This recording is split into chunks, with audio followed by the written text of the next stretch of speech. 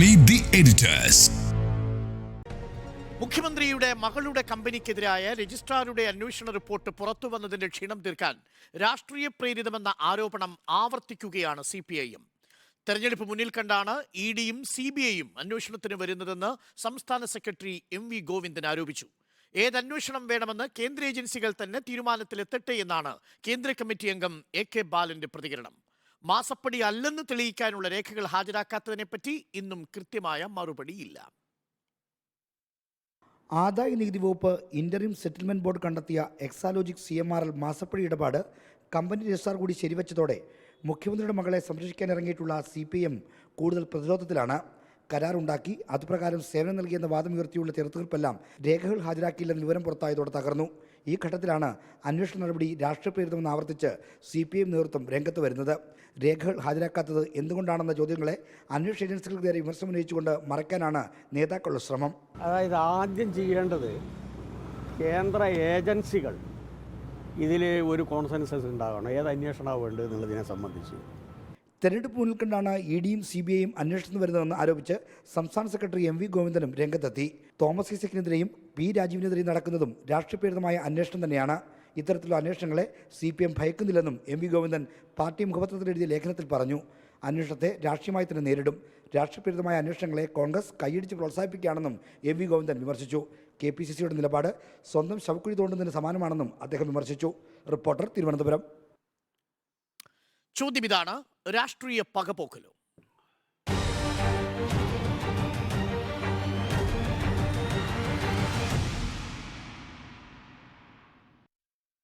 ഉണ്ണി ബാലകൃഷ്ണൻ, 4 മാസത്തെ കാലാവധിയുള്ള ഒരു അന്വേഷണം.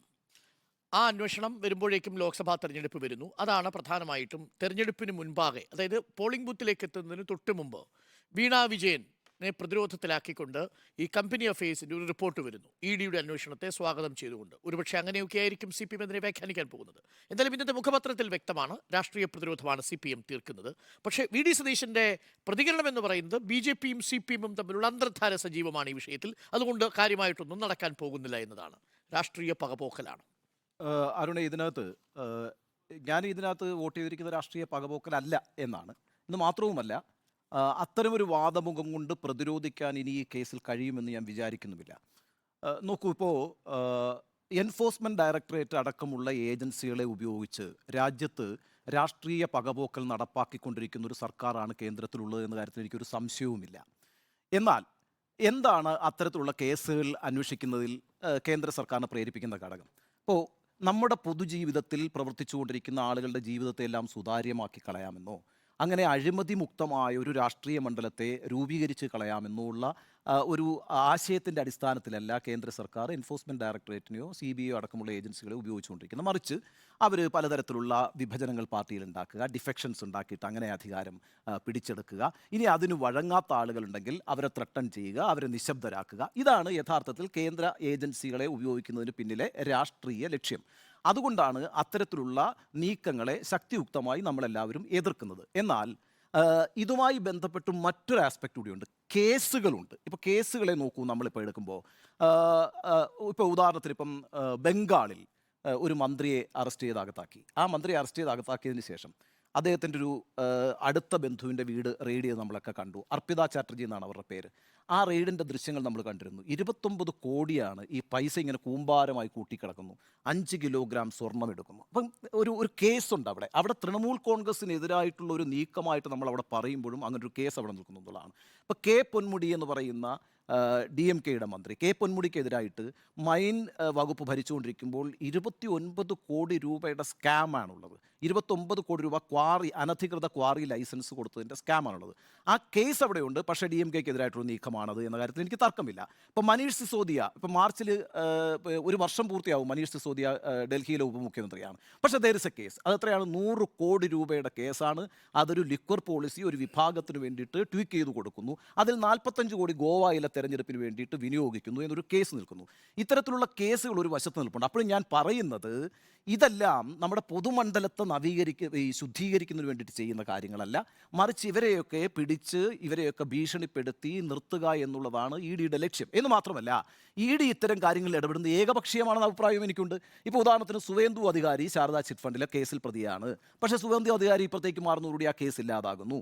അസം മുഖ്യമന്ത്രി ഹിമന്ത് ബിശ്വ ശർമ്മ വലിയ അഴിമതി കേസുകളിൽ പ്രതിയാണ്. പക്ഷേ ഇങ്ങോട്ടേക്ക് മാറുമ്പോഴത്തേക്കും കേസ് ഇല്ലാതാകുന്നു. അങ്ങനെ നിരവധി കാര്യം. ഇപ്പം ഞാൻ നേരത്തെ സൂചിപ്പിച്ച ഈ 100 കോടിയുടെ പിന്നെ സ്കാം ഉണ്ടല്ലോ, ഈ എന്താണ് മറ്റേ ആം ആദ്മി പാർട്ടിക്ക്, ആ സ്കാമുമായി ബന്ധപ്പെട്ട ആളാണ് കവിത, ചന്ദ്രശേഖർ റാവുവിൻ്റെ മോള്. പക്ഷേ സ്വതന്ത്രയാണ്, പ്രശ്നങ്ങളില്ല. കാരണം എപ്പോഴെങ്കിലും ഒരു പൊട്ടൻഷ്യൽ അലിയായിട്ട് BRS അവർ കാണുന്നുണ്ട്. അപ്പോൾ ഈ രീതിയിൽ ഏകപക്ഷീയമായിട്ടുള്ള നീക്കങ്ങളും രാഷ്ട്രീയ ലക്ഷ്യത്തോടുള്ള നീക്കങ്ങളും നടത്തുമ്പോഴും ചില കേസുകൾ അവിടെയുണ്ട് എന്നുള്ള യാഥാർത്ഥ്യം നിലനിൽക്കുന്നുണ്ട്. ഞാൻ ഇവിടെ കാണുന്നത് ഈ പറയുന്ന കേസിൻ്റെ പ്രശ്നമാണ്. ആ കേസുണ്ട് എന്ന് ഞാൻ ആദ്യം മുതൽ തന്നെ വാദിച്ചുകൊണ്ടിരിക്കുന്ന ഒരു കാര്യമാണ്. ഈ ജൂൺ മുതലാണ് ഈ പ്രശ്നങ്ങൾ ആരംഭിക്കുന്നതെങ്കിൽ ആ ജൂൺ മുതൽ നമ്മൾ നിരവധി തവണ ചർച്ചകൾ നടത്തിയിട്ടുണ്ട്. ആ ചർച്ചയിലൊക്കെ ഈ കാര്യത്തിലൊരു അഴിമതി ഉണ്ട് എന്ന് വിചാരിക്കുകയും ആ അഴിമതി നടന്നിട്ടുണ്ട് എന്ന് പറയുകയും ചെയ്തുകൊണ്ടിരുന്ന ഒരാളാണ് ഞാൻ. ഇപ്പോൾ ROCയുടെ റിപ്പോർട്ട് വരുമ്പോൾ നമുക്കിപ്പോൾ അറിയാമല്ലോ, ഈ ഘട്ടത്തിലെല്ലാം പറഞ്ഞുകൊണ്ടിരുന്നത് വീണയുടെ ഭാഗം കേട്ടിട്ടില്ല ഇൻ്ററിം സെറ്റിൽമെൻറ്റ് ബോർഡ് എന്നുള്ളതാണ്. അന്നും ഞാൻ പറയുന്നുണ്ട്, ഇൻ്ററിം സെറ്റിൽമെൻറ്റ് ബോർഡിൻ്റെ ഒരു അവിടെ വീണയെ വിളിച്ചു വരുത്തി വീണയുടെ ഒരു വാദം കേൾക്കേണ്ട ഒരു ബോഡി അല്ല ഇൻ്ററിം സെറ്റിൽമെൻറ്റ് ബോർഡ്. അതിൻ്റെ കാരണം എന്താണെന്ന് വെച്ചാൽ, എന്താണ് ആ കേസ്? വീണയുമായി ഒരു കരാറിൽ CMRൽ ഏർപ്പെടുന്നു. എന്നിട്ട് ആ കരാറിൽ വീണ സേവനം കൊടുത്തതിന് പൈസ കൊടുക്കുന്നു. ആ പൈസയുമായി നേരെ ഇൻ്ററിം സെറ്റിൽമെൻറ്റ് നികുതി ഇളവിന് വേണ്ടിയിട്ട് സമീപിക്കുന്നു. നികുതി ഇളവിന് വേണ്ടി സമീപിക്കുമ്പോൾ സ്വാഭാവികമായിട്ടും എന്ത് സേവനത്തിൻ്റെ അടിസ്ഥാനത്തിലാണ് നിങ്ങൾ ഈ പൈസ കൊടുത്തതെന്ന് ചോദിക്കുന്നു. സേവനം കിട്ടിയിട്ടില്ല എന്ന് പറയുന്നു. അപ്പോൾ നികുതി ഇളവ് തരാൻ കഴിയില്ല എന്ന് പറയുന്നു. അവിടെ അത് കഴിഞ്ഞു. അവിടെ അവരുടെ മുമ്പിലെ കേസ് വീണയും ഈ കമ്പനിയും തമ്മിലുള്ള ഇടപാടിൽ സേവനം കൊടുത്തോ വീണയുടെ വെർഷൻ കേൾക്കണമെന്നൊന്നുമില്ല. നിങ്ങളൊരു പൈസ കൊടുത്തിരിക്കുന്നു, ആ പൈസയ്ക്കുള്ള സേവനം നിങ്ങൾക്ക് ലഭിച്ചിട്ടില്ലെങ്കിൽ നിങ്ങൾക്ക് ഇതിനകത്ത് നികുതി ഇളവ് അനുവദിക്കാൻ കഴിയില്ല. അവിടെ ഇൻ്ററിം സെറ്റിൽമെൻറ്റ് ബോർഡ് എന്നാണ് ആ ബോർഡിൻ്റെ പേര്. അവിടെ അത് സെറ്റിൽ ചെയ്യുകയാണ്. അവിടെ അതിന് റിവിഷനും അപ്പീലും ഇല്ല എന്ന് നമ്മൾ പറയുന്നത് അതുകൊണ്ടാണ്. അവിടെ അത് സെറ്റിൽ ചെയ്യപ്പെടുന്നു, അങ്ങനെ പോകുന്നു. പക്ഷേ രണ്ടാമത് ഇപ്പോൾ വന്നിരിക്കുന്നത് എന്താണ്? ROCയുടെ വെളിപ്പെടുത്തൽ. അവിടെ നിങ്ങൾക്ക് കാര്യങ്ങൾ വിശദീകരിക്കാമായിരുന്നു. ആ കാര്യങ്ങൾ വിശദീകരിക്കേണ്ട സമയത്ത് രജിസ്ട്രാർ ഓഫ് കമ്പനീസ് ചോദിക്കുന്നു, എവിടെയാണ് കരാറ്, എന്താണ് കരാറ്, എന്തൊക്കെയാണ് സേവനങ്ങൾ ലഭിച്ചത്? ഇതിനൊന്നും തന്നെ മറുപടി വീണയുടെ കമ്പനി കൊടുക്കുന്നില്ല. അപ്പോൾ നിങ്ങൾക്ക് വിശദീകരിക്കാൻ ലഭിച്ചൊരു സന്ദർഭത്തെ നിങ്ങൾ വിശദീകരിച്ചിട്ടില്ലെന്ന് മാത്രവുമല്ല, മറ്റൊരു കാര്യം കൂടി പറയുന്നുള്ളൂ, ഈ കമ്പനി നഷ്ടത്തിലായതുകൊണ്ട് ഇത് പൂട്ടിപ്പോയ കമ്പനിയാണെന്നൊരു സെൻറ്റിമെൻറ്റ്സ് കൂടി ഉണ്ടല്ലോ ഈ കാര്യത്തിനകത്ത്. അപ്പോൾ ഈ കമ്പനി ഡോർമെൻ്റായിട്ട് പ്രഖ്യാപിക്കുമ്പോൾ ആ ഡോർമെൻ്റായിട്ട് പ്രഖ്യാപിക്കണമെങ്കിൽ, മരവിപ്പിക്കണമെങ്കിൽ അതിന് ചില മാനദണ്ഡങ്ങളുണ്ടല്ലോ. ആ മാനദണ്ഡങ്ങളും പാലിച്ചിട്ടില്ല എന്നുള്ളതാണ്. അവിടെയാണ് ഈ പറയുന്ന കോർപ്പറേറ്റ് ഫ്രോഡ് എന്ന് പറയുന്ന വകുപ്പ് വരുന്നത്. അപ്പോൾ അവിടെ ആ മാനദണ്ഡങ്ങളൊന്നും പാലിച്ചിട്ടില്ല. 2022 ഈ കമ്പനി പൂട്ടുമ്പോൾ 2 വർഷമായി പണമൊന്നും ലഭിക്കാതെ ഒരു ലാഭവും ഉണ്ടാക്കാതെ അല്ലെങ്കിൽ ഒന്നും കിട്ടാതിരിക്കുന്ന ഒരു കമ്പനി പൂട്ടിപ്പോകാം. ആ 2 വർഷത്തിനിടയിൽ 2021 കമ്പനിയുമായി ഇടപാട് നടത്തിയിട്ടുണ്ടെന്നാണ് ROCയുടെ റിപ്പോർട്ടിൽ പറയുന്നത്. അതേപോലെ തന്നെ ഈ പറയുന്ന അവസാനം അതെച്ചാൽ ഒരു കമ്പനി പൂട്ടണമെങ്കിൽ ആദായ നികുതി വകുപ്പുമായി ബന്ധപ്പെട്ടോ ഒന്നും തന്നെ ഒരു ഇടപാടും ബാക്കി ഉണ്ടാകാൻ പാടില്ല എന്ന് പറയുമ്പോൾ അങ്ങനെ ഒരു ഇടപാട് നിലനിൽക്കുന്നുവെന്നും ഏതാണ്ട് 42,38,038 രൂപയും പലിശയും അടയ്ക്കാനുള്ളൂ എന്നും പറയുന്നു. അപ്പോൾ ആ സന്ദർഭത്തിലാണ് ഈ കമ്പനി ഡോർമെൻ്റായിട്ട് പ്രഖ്യാപിക്കണമെന്ന് പോകുന്നത്. അപ്പം ഈ പറയുന്ന കൃത്യമായ രേഖകൾ നൽകാതെ കാര്യങ്ങൾ മറച്ചു വെച്ചുകൊണ്ട് തെറ്റായ സത്യവാങ്മൂലങ്ങൾ നൽകിക്കൊണ്ട് ഈ കമ്പനി ഡോർമെൻ്റായിട്ട് പ്രഖ്യാപിച്ചു എന്നൊരു വകുപ്പ് കൂടി വരുന്നു. ആ അർത്ഥത്തിൽ 2 കാര്യങ്ങളാണ് ഇവിടെ സംഭവിച്ചിരിക്കുന്നത്. ഒന്ന്, ഇൻ്ററിം സെറ്റിൽമെൻറ്റ് ബോർഡ് കണ്ടെത്തിയ കാര്യങ്ങൾ ഒരിക്കൽ കൂടി സ്ഥിരീകരിക്കുകയാണ് ROC ചെയ്തിരിക്കുന്നത്. അവർക്ക് വീണയ്ക്കോ വീണയുടെ കമ്പനിക്കോ എന്ത് സേവനമാണ് കൊടുത്തത്, അതിൻ്റെ അടിസ്ഥാനത്തിൽ എന്ത് നേട്ടമുണ്ടായി എന്നതിനെക്കുറിച്ച് കൃത്യമായി വിശദീകരിക്കാൻ കഴിയുന്നില്ലെന്ന് മാത്രവുമല്ല, ആ കമ്പനിയുടെ പ്രവർത്തനം നിർത്തലാക്കുന്നതിന് വേണ്ടിയിട്ട് നൽകിയിട്ടുള്ള രേഖകളും ഫ്രോഡായിട്ട് വരുന്നു. അതുകൊണ്ട് 447, 448 വകുപ്പുകൾ പ്രകാരം ഇതിൽ കേസെടുക്കാം എന്ന് പറയുന്നു. ആ അർത്ഥത്തിൽ നല്ലൊരവസരം കിട്ടിയത് വിനിയോഗിക്കപ്പെടാതെ പോയത് എന്തുകൊണ്ട്, ആ കാര്യത്തിന് ഇവർ മറുപടി പറയേണ്ടതുണ്ട്. ഞാൻ വിചാരിക്കുന്ന എൻ്റെ ആദ്യഘട്ടത്തിലെ അഭിപ്രായം ഇതാണ്, ഈ കേസ് കൂടുതൽ സീരിയസ് ആയിരിക്കുന്നു, കുറച്ചുകൂടി കൺവിൻസിംഗ് ആണ് എന്നെ സംബന്ധിച്ചിടത്തോളം. ഞാൻ ആദ്യഘട്ടം മുതൽ ഇതിനകത്തൊരു അഴിമതിയുടെ പ്രശ്നമുണ്ട്, ഇതിനകത്തൊരു അധാർമികതയുടെ പ്രശ്നമുണ്ട് എന്ന് പറഞ്ഞുകൊണ്ടിരിക്കുന്ന ആളാണ്. എന്നെ സംബന്ധിച്ചിടത്തോളം ആ കാര്യത്തിൽ കുറച്ചുകൂടി ബോധ്യപ്പെടുത്തുന്ന റിപ്പോർട്ടുകളാണ് ഇപ്പോൾ പുറത്തു വന്നിരിക്കുന്നത്. സ്മൃതി, രാഷ്ട്രീയ പകപോക്കൽ എന്ന വാദം ഇനി നിലനിൽക്കില്ല എന്നുള്ളതാണ്. ഇപ്പോൾ നമ്മളെ സംബന്ധിച്ചിപ്പോൾ എന്താണ്, ഇപ്പോൾ ഒന്നിലധികം പരാതികൾ ലഭിക്കുന്നു. അതിൻ്റെ അടിസ്ഥാനത്തിൽ കോടതി ഇപ്പോൾ കമ്പനി മന്ത്രാലയത്തിൻ്റെ അന്വേഷണത്തിന് ഉത്തരവിടുന്നു. അപ്പോൾ അതിലേക്ക് നയിച്ച കാര്യങ്ങൾ എന്താണ്? ROCയുടെ റിപ്പോർട്ടാണല്ലോ, അതിൻ്റെ വിവരങ്ങളാണ് പുറത്തു വരുന്നത്. എക്സാലോജിക്കിനെതിരായി കൃത്യമായ കണ്ടെത്തലുകൾ ROCയുടെ മുന്നിലുണ്ട്. എക്സാലോജിക് CMRL കരാർ ദുരൂഹമെന്നാണ് നേരത്തെ പറഞ്ഞത്. ഇന്ററിം സെറ്റിൽമെന്റ് ബോർഡ് കണ്ടെത്തിയ സേവനത്തിനല്ല പണം നൽകിയതെന്ന് കണ്ടെത്തിയിരുന്നു. അതേ കാര്യങ്ങൾ തന്നെ ROC മുന്നോട്ട് വെച്ചിട്ടുണ്ട്. കരാറിന്റെ പോലും വിശദാംശങ്ങൾ ഹാജരാക്കിയിട്ടില്ല. ആകെ മറുപടി നൽകിയത് GST അടച്ചെന്നുള്ള വിവരം മാത്രമാണ്. ഇതാണ് കഴിഞ്ഞ ദിവസം വന്ന വിവരം. ഇന്നിപ്പോൾ പുറത്തു വന്നിരിക്കുന്ന വിവരം എന്താണ്? രേഖകളിൽ കൃത്രിമം കാണിച്ചു എന്നാണ്. കമ്പനി മരവിപ്പിക്കാൻ നൽകിയ രേഖകളിലും സത്യവാങ്മൂലത്തിലും തെറ്റായ രേഖകളാണ് എന്നുള്ളതാണ്.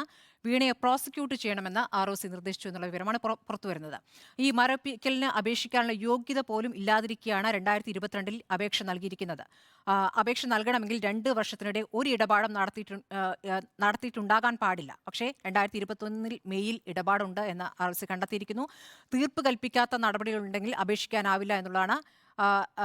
നിയമ നടപടികളില്ല, നികുതി നൽകാനില്ല എന്നതാണ് നൽകിയ രേഖ. അപ്പോൾ തെറ്റായ രേഖയാണ് നൽകിയിരിക്കുന്നത്, കളവായിട്ടുള്ള രേഖയാണ് നൽകിയിരിക്കുന്നത് എന്നുള്ളതാണ്. 2021 കമ്പനി ആക്ട് പ്രകാരം ഡയറക്ടർ അടക്കം നോട്ടീസ് കിട്ടിയത് മറച്ചു വെച്ചിട്ടുണ്ട്. 42 ലക്ഷത്തിലധികം രൂപ പലിശ അടയ്ക്കാനുണ്ട്. ഈ കാര്യങ്ങളൊക്കെ മറച്ചു വെക്കുകയാണ് ചെയ്തിട്ടുള്ളത്. 2022 നവംബറിൽ കമ്പനി മരവിപ്പിച്ചു. ഇതിനുശേഷം സമർപ്പിക്കേണ്ട രേഖകളും ഹാജരാക്കിയിട്ടില്ല. അപ്പോൾ എന്തൊക്കെ വകുപ്പുകൾ ചുമത്തണം? അതിൽ ഈ വീണ വിജയൻ മാത്രമല്ല, ചാർട്ടേഡ് അക്കൗണ്ടന്റിനെതിരെയും ചാർട്ടേഡ് അക്കൗണ്ടന്റിനെയും പ്രോസിക്യൂട്ട് ചെയ്യണമെന്നാണ് ഇപ്പോൾ ROC ആവശ്യപ്പെട്ടുള്ളത്. നമുക്കറിയാം ഈ വിഷയത്തിൽ അന്ന് ഇന്ററിം സെറ്റിൽമെന്റ് ബോർഡ് അതിൻ്റെ വിവരങ്ങൾ പുറത്തു വരുമ്പോൾ അതൊരു പത്രത്തിൻ്റെ ദുരുപദിഷ്ടമായ കാര്യമാണ്, നടപടിയാണ് എന്ന രൂപത്തിലൊക്കെയുള്ള വിമർശനങ്ങൾ വന്നിരുന്നു. എന്തിനാണ് അതിലെ പരാമർശങ്ങൾ പുറത്തേക്ക് വരുന്നത്? അത് സെറ്റിൽ ചെയ്ത വിഷയമല്ലേ എന്ന് പറഞ്ഞിരുന്നു.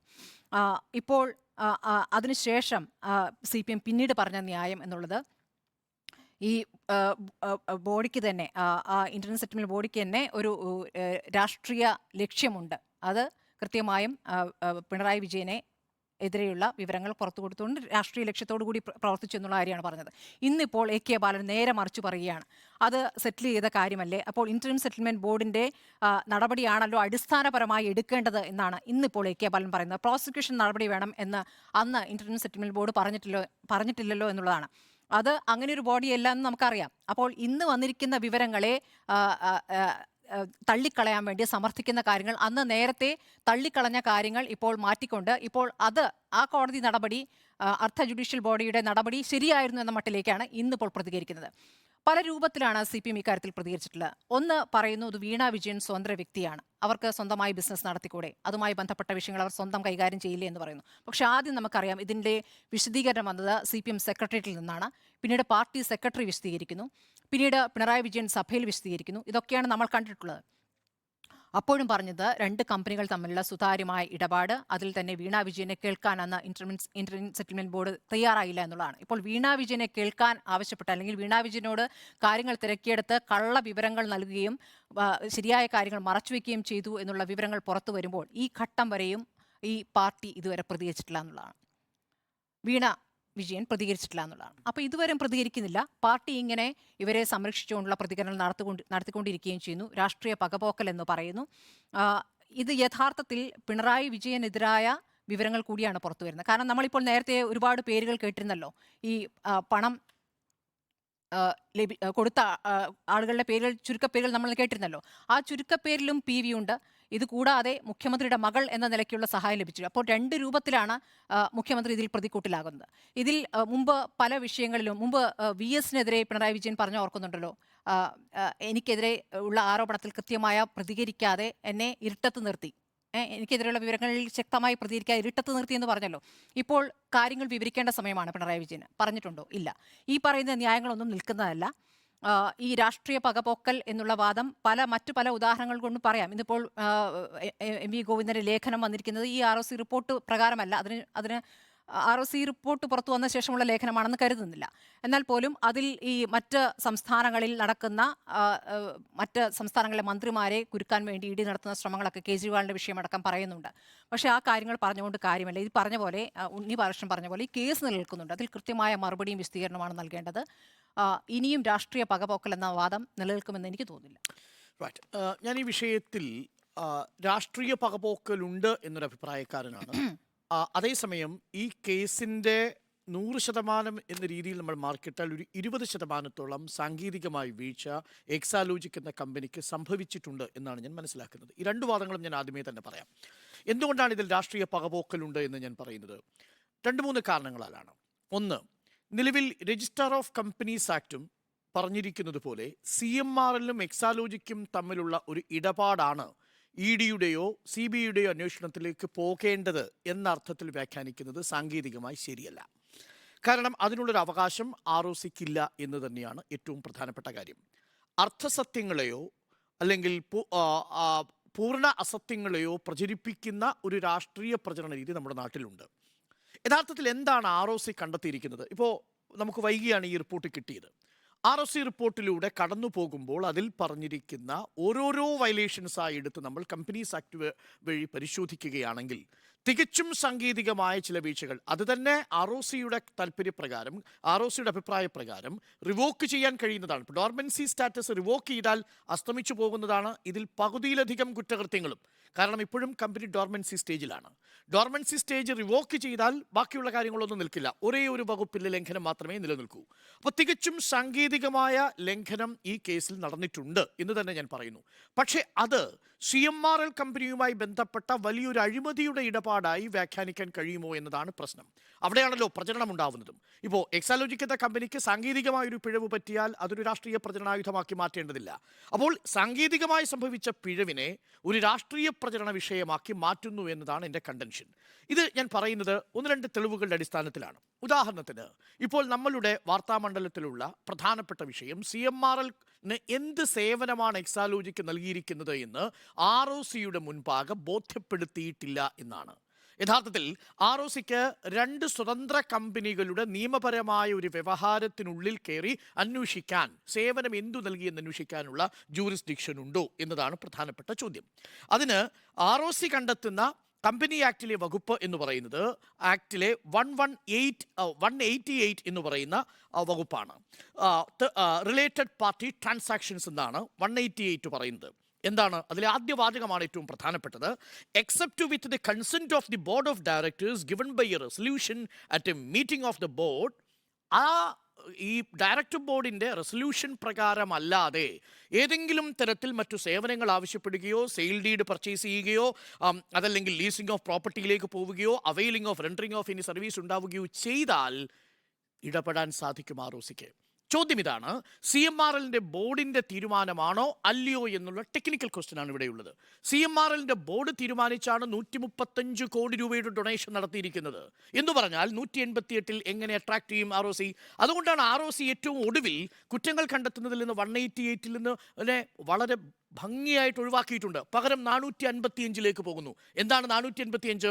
ഡോർമൻസി സ്റ്റാറ്റസിനെ പാലിക്കേണ്ടിയിരിക്കുന്ന നിബന്ധനകളാണ്. അതിലാണ് നേരത്തെ സ്മൃതി പരുത്തിക്കാടും ഉണ്ണി ബാലകൃഷ്ണൻ ചൂണ്ടിക്കാണിച്ചതുപോലെ രണ്ട് പ്രധാനപ്പെട്ട വീഴ്ചകൾ എക്സാലോജിക് എന്ന കമ്പനിക്ക് വന്നിരിക്കുന്നു. എന്താണ് ആ രണ്ട് പ്രധാനപ്പെട്ട വീഴ്ചകൾ സംഭവിച്ചിരിക്കുന്നത്? ഒന്ന്, നേരത്തെ പറഞ്ഞതുപോലെ ഏതെങ്കിലും തരത്തിലുള്ള ടാക്സ് ലയബിലിറ്റി ഉണ്ട് എങ്കിൽ ഉണ്ടെന്ന് രേഖപ്പെടുത്തണമായിരുന്നു. പക്ഷേ ഒരു ഫാൾസ് ഡിക്ലറേഷൻ നൽകിയിരിക്കുന്നു. എപ്പോൾ നൽകിയിരിക്കുന്നു? ഡോർമൻസി സ്റ്റാറ്റസ് ആവശ്യപ്പെട്ടുകൊണ്ടുള്ള ഫയലിംഗിൽ നൽകിയിരിക്കുന്നു. ഫോം കൊടുക്കുമ്പോൾ നൽകിയിരിക്കുന്നു. അങ്ങനെയാണെങ്കിൽ ടാക്സ് ലയബിലിറ്റി 42 ലക്ഷം രൂപയുണ്ട് എന്ന് മറച്ചുവെച്ചത് സാങ്കേതികമായ ഒരു പ്രധാനപ്പെട്ട വിഷയമാണ്. അത് വേണമെങ്കിൽ പ്രോസിക്യൂട്ട് ചെയ്യാൻ കഴിയാം. ഇതാണ് സാങ്കേതികമായ ഒരു വീഴ്ച. രണ്ടാമത്തെ പ്രശ്നം എന്താണ്? മറ്റേതെങ്കിലും അന്വേഷണം ഈ കമ്പനി നേരിട്ടിട്ടുണ്ടോ എന്നൊരു ചോദ്യം കൂടി ചോദിച്ചിരുന്നു. ഈ കമ്പനി ഈ 2021-ൽ ഇത്തരത്തിലൊരു അന്വേഷണത്തിന് വേണ്ടിയുള്ള സമൻസ് കിട്ടിയിട്ടുണ്ടെന്നും ROCയുടെ സമൻസ് പ്രകാരം 2022 7-ാം മാസത്തിൽ വീണ വിജയൻ അന്വേഷണ ഉദ്യോഗസ്ഥന് മുൻപാകെ ഹാജരായിട്ടുണ്ടെന്നും വ്യക്തമാക്കുന്നുണ്ട്. അപ്പോൾ ഈ വിവരം ഡോർമൻസി സ്റ്റാറ്റസിന്റെ ഈ ഫോമിൽ കൊടുക്കാഞ്ഞത് എന്താണ്? ഈ രണ്ടു പ്രധാനപ്പെട്ട വിഷയങ്ങളാണ് സാങ്കേതികമായി എക്സാലോജിക് കമ്പനി ഇനി വിശദീകരിക്കാനുള്ളത്. അത് വിശദീകരിക്കേണ്ടത് കോർപ്പറേറ്റ് അഫയേഴ്സ് മന്ത്രാലയത്തിലാണ്. ഇതാണ് യഥാർത്ഥത്തിൽ സംഭവിച്ചിരിക്കുന്ന രണ്ടു പ്രധാനപ്പെട്ട വീഴ്ചകൾ. അപ്പോൾ ആദ്യം നമ്മളിപ്പോൾ രാഷ്ട്രീയ പ്രചരണായുധമാക്കി ഉപയോഗിക്കുന്ന CMRL-ഉം എക്സാലോജിക്കും എന്ന കമ്പനിയോ പ്രേക്ഷകർ അറിയേണ്ട ഒരു പ്രധാനപ്പെട്ട കാര്യം 135 കോടി രൂപയുടെ ടാക്സ് എക്സംഷനുമായി ബന്ധപ്പെട്ടൊരു വിഷയമാണ് ഇൻകം ടാക്സ് ഡിപ്പാർട്ട്മെൻറ്റിൻ്റെ സെറ്റിൽമെൻറ്റ് ബോർഡ് തീരുമാനിച്ചത്. അതിൽ 1.72 കോടി രൂപയാണ് വീണയും എക്സാലോജിക് കമ്പനിയും ഒരുമിച്ച് കൈപ്പറ്റിയിരിക്കുന്നത്. ഇതിൽ വീണ കൈപ്പറ്റി 55 ലക്ഷം രൂപയ്ക്ക് ROCക്ക് പരാതിയേ ഇല്ല. കാരണം ROCക്ക് ആ പരാതി അന്വേഷിക്കാൻ കഴിയില്ല. അപ്പോൾ അന്വേഷിക്കുന്നത് എന്താണ്? 1.17 കോടി രൂപയുടെ വ്യവഹാരം മാത്രമാണ് അന്വേഷിക്കുന്നത്.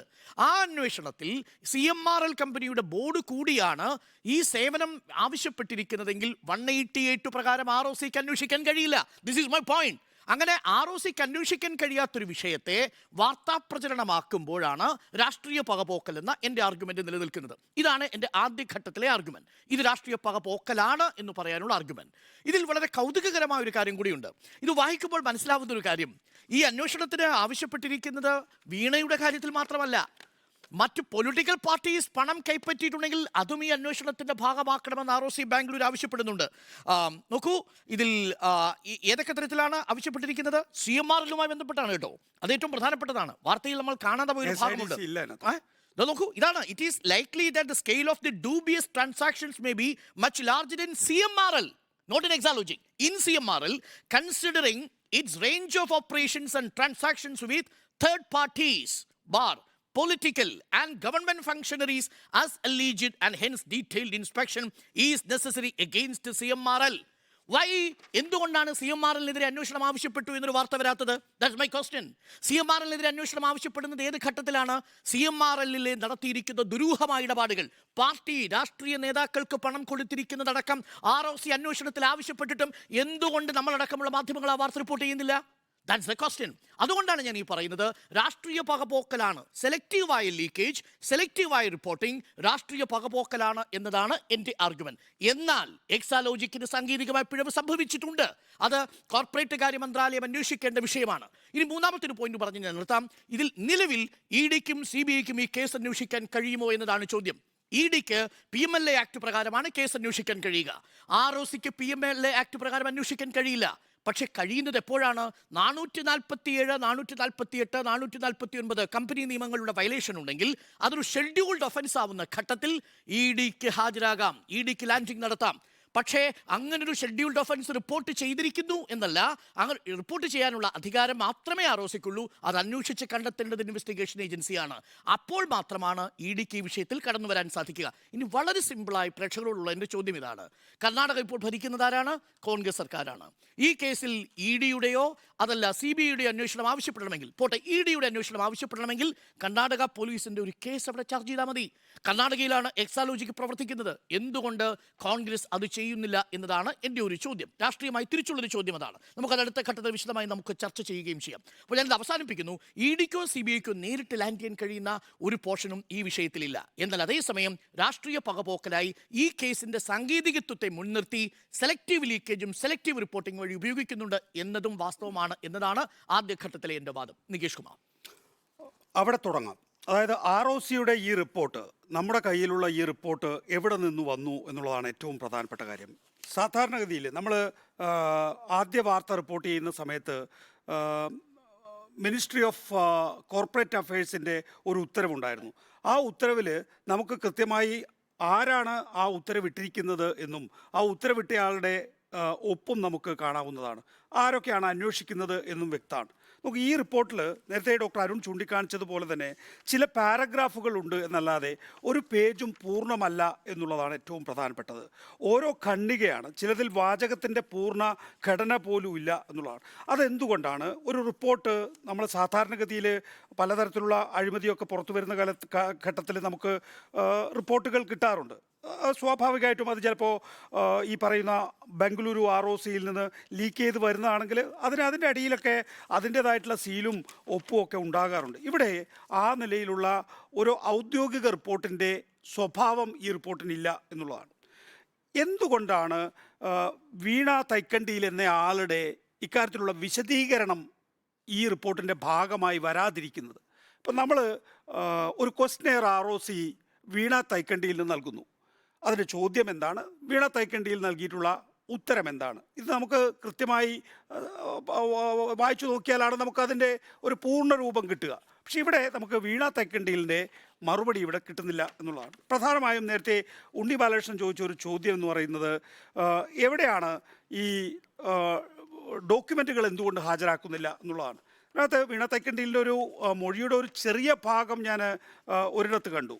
അതിനകത്ത് പറയുന്നത് it is seen from reports available in public domain that director of Exalogic solutions private limited has been recipient of amounts to the extent of ₹55 lakhs from CMRL in an individual capacity. However the software services as അത് ആ ഖണ്ഡിക പൂർത്തിയാക്കുന്നില്ല, അതുകൊണ്ട് ഇനിയുള്ള വാചകം വായിച്ചിട്ട് കാര്യമില്ല.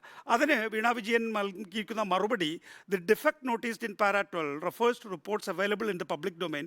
Please note that in the absence of specific report being identified and ascertained, we are not in a position to reply to the same. നോക്കൂ, ഏത് റിപ്പോർട്ടാണെന്ന് പറയാതെ പബ്ലിക് ഡൊമൈനിലുള്ള ഒരു റിപ്പോർട്ടിൻ്റെ കാര്യം ചോദിക്കുകയാണ്. പബ്ലിക് ഡൊമൈനിലുള്ള റിപ്പോർട്ട് ഏതാണെന്ന് എങ്ങനെയാണ് വീണ തൈക്കണ്ടിൽ എന്ന അസസിക്ക് ആ കാര്യം മനസ്സിലാക്കാൻ സാധിക്കുക? അതുകൊണ്ട് തന്നെ ആ റിപ്പോർട്ട് കൊടുത്തിട്ടില്ല എന്നാണ്. അതുകൊണ്ടാണ് ഞാൻ പറഞ്ഞത്, വീണ തൈക്കണ്ടിയിൽ അവരുടെ മറുപടി നമുക്ക് പൂർണ്ണമായി കിട്ടിയാൽ മാത്രമാണ് എന്തുകൊണ്ടാണ് ഇവരുടെ കോൺട്രാക്റ്റ് എഗ്രിമെൻറ്റ് അവർ ROCക്ക് ഹാജരാക്കാതിരുന്നത് എന്നത് സംബന്ധിച്ച് നമുക്കൊരു വ്യക്തത വരുള്ളൂ. നമ്മൾ ഉടനെ പറയുന്നത് എന്താണ്? വീണ തൈക്കണ്ടിയിൽ കരാർ ഹാജരാക്കിയിട്ടില്ല, അപ്പോൾ അത് അവർ ഇവേസീവാണ് എന്നുള്ളൊരു നിലപാടാണ് നമ്മുടെ റിപ്പോർട്ടിൽ എടുത്തിരിക്കുന്നത്, നമ്മൾ മാധ്യമങ്ങളും എടുത്തിരിക്കുന്നത് എന്നുള്ളതാണ്. രണ്ടാമത്തെ കാര്യം എന്ന് പറയുന്നത് ഡോർമെൻ്റ് ആകുമ്പോഴുള്ള മാനദണ്ഡം. നേരത്തെ അരുൺ അത് വളരെ വിശദമായി പറഞ്ഞു, ഞാൻ അതിലേക്ക് ഡീറ്റെയിൽ ആയിട്ട് പോകുന്നില്ല. ഡോർമെൻ്റ് ആകുക എന്ന് പറഞ്ഞ് നമ്മൾ ഒരു ഫയലിംഗ് നടത്തുന്ന സമയത്ത് ആ രേഖകൾ വേണ്ട വിധത്തിൽ പരിശോധിക്കപ്പെട്ടിട്ടുണ്ടോ എന്ന് നോക്കേണ്ടത് ഉദ്യോഗസ്ഥ ചുമതലയാണ്. ആ ഉദ്യോഗസ്ഥ ചുമതലയിൽ ഏതെങ്കിലും തരത്തിൽ വീഴ്ച, ഞാൻ എൻ്റെ കമ്പനി ഡോർമെൻ്റ് ആക്കാനോ അല്ലെങ്കിൽ വൈൻഡപ്പ് ചെയ്യാനോ തീരുമാനിക്കുന്ന സമയത്ത് എനിക്ക് എൻ്റേതായിട്ടുള്ള ആവശ്യങ്ങളുണ്ടാവും. ആ ആവശ്യത്തിനനുസരിച്ചല്ലല്ലോ കമ്പനി കാര്യ മന്ത്രാലയം അക്കാര്യത്തിൽ തീരുമാനമെടുക്കുന്നത്. കമ്പനി കാര്യ മന്ത്രാലയത്തിൻ്റെ മാനദണ്ഡങ്ങൾ എന്താണോ ആ മാനദണ്ഡങ്ങൾക്കനുസരിച്ചാണ് ആ തീരുമാനം എടുക്കുക എന്നുള്ളതാണ്. ആ നിലയിൽ തീരുമാനം എടുത്തിട്ടില്ലെങ്കിൽ ഞാനോ അല്ലെങ്കിൽ വീണ തൈക്കണ്ടിയിലോ അങ്ങനെ ഒരു ഫയലിംഗ് നടത്തുക എന്ന ഉത്തരവാദിത്തം മാത്രമാണ് നിർവഹിച്ചിട്ടുള്ളത്. അതിനകത്ത് തീരുമാനമെടുത്തവരും അക്കാര്യത്തിൽ മറുപടി പറയേണ്ടതുണ്ട്. നേരത്തെ അരുൺ അക്കാര്യത്തിൽ വിശദമായി പറഞ്ഞുകൊണ്ട് ഞാൻ വീണ്ടും അതിലേക്ക് പോകുന്നില്ല എന്നുള്ളതാണ്.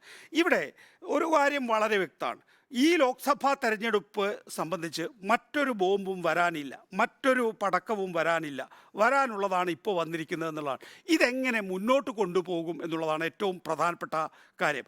അവിടെയാണ് നേരത്തെ അരുൺ ചൂണ്ടിക്കാണിച്ചതുപോലെ തന്നെ വളരെ പ്രധാനപ്പെട്ട ഒരു ഒരു ഒരു ഒരു നിഗമനത്തിലേക്കാണ് എത്തിയിരിക്കുന്നത്. നമുക്കറിയാവുന്നതുപോലെ തന്നെ ഡൂബിയസ് ട്രാൻസാക്ഷനാണ് നടന്നിരിക്കുന്നത് എന്നും PMLA ആക്ട് പ്രകാരം എൻഫോഴ്സ്മെൻറ്റ് ഡയറക്ടറേറ്റിൻ്റെ അന്വേഷണവും പ്രിവെൻഷൻ ഓഫ് കറപ്ഷൻ ആക്ട് പ്രകാരം CBI അന്വേഷണവും വേണമെന്നാണ്, റെഫർ ചെയ്യണം എന്നാണ് ആവശ്യപ്പെട്ടിരിക്കുന്നത്. ROC റെഫർ ചെയ്യാൻ വേണ്ടിയിട്ടുള്ള ഡയറക്റ്റ് നിർദ്ദേശമാണ്. റെഫർ ചെയ്തിട്ടില്ല. ഒന്ന്, അതിനകത്ത് വയലേഷൻ 129 പറയുന്നുണ്ട്, 134 പറയുന്നുണ്ട്, 1182 പറയുന്നുണ്ട്, 143 പറയുന്നുണ്ട്. ഇത്രയും വയലേഷനാണ് അവർ ചൂണ്ടിക്കാണിക്കുന്നത്. പക്ഷേ CBI അന്വേഷണമോ അല്ലെങ്കിൽ ED അന്വേഷണമോ ഉത്തരവിട്ടിട്ടില്ല എന്നാണ്. പരാതിക്കാരൻ്റെ ആവശ്യം എന്താണ്? പരാതിക്കാരൻ്റെ ആവശ്യം എന്ന് പറയുന്നത് സീരിയസ് ഫ്രോഡ് ഇൻവെസ്റ്റിഗേഷനാണ് ആവശ്യപ്പെട്ടിരിക്കുന്നത്. സീരിയസ് ഫ്രോഡ് ഇൻവെസ്റ്റിഗേഷനിലേക്കും പോയിട്ടില്ല. പിന്നെ ഇനിയിപ്പോൾ വരാനുള്ളത്, ഞാൻ ആദ്യം മുതൽ പറയുന്ന ഒരു കാര്യമുണ്ട്. നിങ്ങളൊക്കെ മറ്റ് ഈ പറയുന്ന വീണ വിജയൻ്റെയും വിഷയത്തിൽ ചാടിച്ചാടി നിൽക്കുമ്പോൾ ഇവിടെ വലിയ അഴിമതി നടന്നിട്ടുണ്ട്. 16 കോടി രൂപ ഇവിടുത്തെ രാഷ്ട്രീയ പാർട്ടി നേതാക്കൾക്ക് കൊടുത്തിട്ടുണ്ട് എന്ന് തുണ്ടുകടലാസിൽ എഴുതിയതല്ല. തുണ്ടുകടലാസ് ഒരു അസസ്മെൻ്റായി എടുത്ത് CMRLന് അതിൻ്റെ നികുതി ഇളവ് ലഭിച്ചിട്ടുണ്ട് എന്നുള്ളതാണ്. അപ്പോൾ ആ നികുതി ഇളവ് ലഭിച്ചിട്ടുള്ളത് ഇത് രാഷ്ട്രീയ പാർട്ടി നേതാക്കൾക്ക് ഞങ്ങൾ സംഭാവനയായി നൽകി എന്നുള്ളതാണ്. രാഷ്ട്രീയ പാർട്ടി നേതാക്കൾക്ക് എന്തിന് സംഭാവനയായി നൽകിയത്? ഞങ്ങൾ മലിനീകരണ പ്രശ്നമുണ്ടാക്കുന്ന കമ്പനിയാണ്, അവർ പ്രശ്നമുണ്ടാക്കാതിരിക്കാൻ, രാഷ്ട്രീയ പാർട്ടികൾ പ്രശ്നമുണ്ടാക്കാതിരിക്കാൻ വേണ്ടിയിട്ടാണ് ഞങ്ങൾ രാഷ്ട്രീയ നേതാക്കൾക്ക് പണം കൊടുത്തിട്ടുള്ളത് എന്നുള്ളതാണ്. അവിടെയാണ് ചുരുക്കെഴുത്തുകളുള്ളത്. ആ ചുരുക്കെഴുത്തിനെ ആ കമ്പനിയുടെ CFO പറയുന്നത് ഇത് രമേശ് ചെന്നിത്തലയാണ്, ഉമ്മൻചാണ്ടിയാണ്, PK കുഞ്ഞാലിക്കുട്ടിയാണ്, ഇബ്രാഹിം കുഞ്ഞാണ്, പിണറായി വിജയനാണ് എന്നുള്ളതാണ്. ഇനി മറ്റു കാര്യങ്ങളുണ്ട്. പിണറായി വിജയൻ പറയുന്നു ഞാൻ പണം വാങ്ങിയിട്ടില്ല എന്ന്. രമേശ് ചെന്നിത്തല പറയുന്നു ഞാൻ പണം വാങ്ങിയിട്ടുണ്ട്, അത് എത്രയാണെന്ന് ഓർമ്മയില്ല എന്നാണ്. PK കുഞ്ഞാലിക്കുട്ടി പറയുന്നു ഞാൻ പണം വാങ്ങിയിട്ടുണ്ടാകാം എന്ന്. ഇനി അവിടെ തീർന്നില്ല. VD സതീശൻ പ്രതിപക്ഷ നേതാവ് പറയാണ് ഞങ്ങൾ ആ കാലഘട്ടത്തിൽ പണം വാങ്ങാൻ ഏൽപ്പിച്ചിട്ടുള്ളത് ഉമ്മൻചാണ്ടിയും രമേശ് ചെന്നിത്തലയാണ്, അവർ പണം വാങ്ങിയിട്ടുണ്ട്, അതിൻ്റെ റെസീറ്റ് KPCC ആഫീസിലുണ്ട് എന്നുള്ളതാണ്. അപ്പോൾ സാധാരണഗതിയിൽ നമ്മളെപ്പോഴും ചൂണ്ടിക്കാണിക്കാവുന്ന പോലെ ഒരുപക്ഷെ ഈ പറയുന്ന ഡയറി രേഖകൾ ബുക്ക് ഓഫ് അക്കൗണ്ട്സിൻ്റെ പരിധിയിൽ വരാത്തിടത്തോളം എവിഡൻസായി അഡ്മിസബിൾ അല്ല എന്നുള്ളത് ജെയിൻ റിപ്പോർട്ടിൽ ജെയിൻ വിധിയിൽ വ്യക്തമാക്കിയിട്ടുള്ളത് കൊണ്ട് തന്നെ ഈ പറയുന്ന തുണ്ടുകടലാസല്ല, അതിനപ്പുറത്തേക്ക് തെളിവുകളുണ്ട്, സാക്ഷിമൊഴികളുണ്ട് എന്നുള്ളത് നമ്മുടെ പരിധിയിൽ നിൽക്കുകയാണ്. അവിടെയാണ് നേരത്തെ അരുൺ ചൂണ്ടിക്കാണിച്ചതുപോലെ it is likely that the scale of dubious transaction may be much larger in CMRL considering its range of operations. എന്താണ് മലിനീകരണ പ്രശ്നം ഉണ്ടാക്കുന്ന കമ്പനിയാണ് ഞങ്ങളുടേത്. അതുകൊണ്ട് ഞങ്ങൾക്ക് രാഷ്ട്രീയ പാർട്ടിക്ക് കൊടുത്താൽ മാത്രമേ നിലനിൽക്കാൻ കഴിയുള്ളൂ എന്നാണ്. Considering its range of operations and transactions with other third parties, political government functionaries as alleged, and hence detailed investigation is necessary against CMRL and its management എന്നാണ്. നോക്കൂ, ഇവിടെ ഈ കമ്പനികളുടെ കാര്യം മാത്രമായില്ല ഉണ്ണി. നോക്ക്, മാധ്യമങ്ങൾ കൊടുത്തിട്ടുണ്ട് ഒരു 18 കോടി രൂപ. അമ്പലങ്ങൾക്കുണ്ട് 17. അമ്പലം നിൽക്കട്ടെ, മാധ്യമങ്ങളിലേക്ക് വരാം. മാധ്യമങ്ങളിലേക്ക് വരുമ്പോൾ ഞാൻ ഈ കമ്പനിയുടെ മാനേജിങ് ഡയറക്ടറായിരുന്നു ഈ പറയുന്ന പ്രക്രിയ മുഴുവൻ നടക്കുന്നത്. അപ്പോൾ 16 കോടി രൂപ കൊടുത്തിട്ടുണ്ടെങ്കിൽ 16 മാധ്യമ സ്ഥാപനങ്ങളുണ്ടെങ്കിൽ 1 കോടി രൂപ ഈ സ്ഥാപനത്തിന് കിട്ടണമല്ലോ ഏതെങ്കിലും തരത്തിൽ. അത് കിട്ടിയിട്ടുണ്ടെങ്കിൽ ഈ കമ്പനിയുടെ ബുക്സ് ഓഫ് അക്കൗണ്ടിൽ അതുണ്ടോ, ബുക്ക് ഓഫ് അക്കൗണ്ട്സിൽ അതുണ്ടോ, അതോ എൻ്റെ ബാലൻസ് ഷീറ്റിലുണ്ടോ? ഇല്ല എങ്കിൽ അത് ഞാൻ വ്യക്തിപരമായിട്ടാണോ വാങ്ങിയിട്ടുള്ളത്? അങ്ങനെയാണെങ്കിൽ വാങ്ങിയത് എങ്ങനെയാണ്? ഞാൻ ഒരു വെളിപ്പെടുത്തൽ നടത്താം, എനിക്കൊരു 10 പൈസ കിട്ടിയിട്ടില്ല, പിന്നെ ഈ 16 കോടി രൂപ എവിടെ പോയി? അപ്പോൾ ഈ കാര്യത്തിൽ നിരവധിയായിട്ടുള്ള തലങ്ങളുണ്ട്. ആ തലങ്ങളാണ് യഥാർത്ഥത്തിൽ ഇതിൻ്റെ മാനം, വലിയ മാനം എന്ന് പറയുന്നത്. അതുകൊണ്ട് ഇതിപ്പോൾ വീണ തൈക്കണ്ടിയിൽ നിൽക്കും എന്നാണ് ഇവിടുത്തെ UDFൻ്റെ പ്രതീക്ഷയെങ്കിൽ ആ പ്രതീക്ഷ വെള്ളത്തിലായി എന്നുള്ളത് ബേസിക് ആയിട്ട് മനസ്സിലാക്കുക. ഒരു സാങ്കേതികത്വമുള്ളത്, ഞാൻ ഉണ്ണിബാലകൃഷ്ണനിലേക്ക് വരാം, ഞാൻ പൂർത്തിയാക്കിയിട്ടില്ല. അതിനകത്തൊരു സാങ്കേതികത്വമുള്ളത് നേരത്തെ ഹവാല കേസിലെ വിധിയാണ്. കാര്യം ഒരു കേസ് അഴിമതി, ഈ വിഷയത്തിൽ ഒരു അഴിമതിയുമായി ബന്ധപ്പെട്ട ഒരു കേസിലേക്ക് പോകണമെങ്കിൽ നിലവിൽ പണം കൊടുത്തു എന്ന് CMRL പറയുന്നത് ഇൻകം ടാക്സിന്റെ രേഖയിൽ മാത്രമേ ഉള്ളൂ. അത് തീർപ്പാക്കിയ ഒരു കേസാണ്. അവിടെ നിന്ന് ഇനി ഒരു അന്വേഷണം സാധ്യമാണോ? കാരണം വളരെ പ്രധാനപ്പെട്ട കാര്യം തീർപ്പാക്കിയെന്ന് മാത്രമല്ല ഡോക്ടർ അരുൺ, ഇമ്മ്യൂണിറ്റി ഉണ്ട്. ഇമ്മ്യൂണിറ്റി കൊടുത്തു. അതായത് നിങ്ങളെ തീർപ്പാക്കി കഴിഞ്ഞതിന് ശേഷം നിങ്ങൾക്കെതിരെ ഒരു പ്രോസിക്യൂഷൻ സാധിക്കില്ല എന്നാണ്.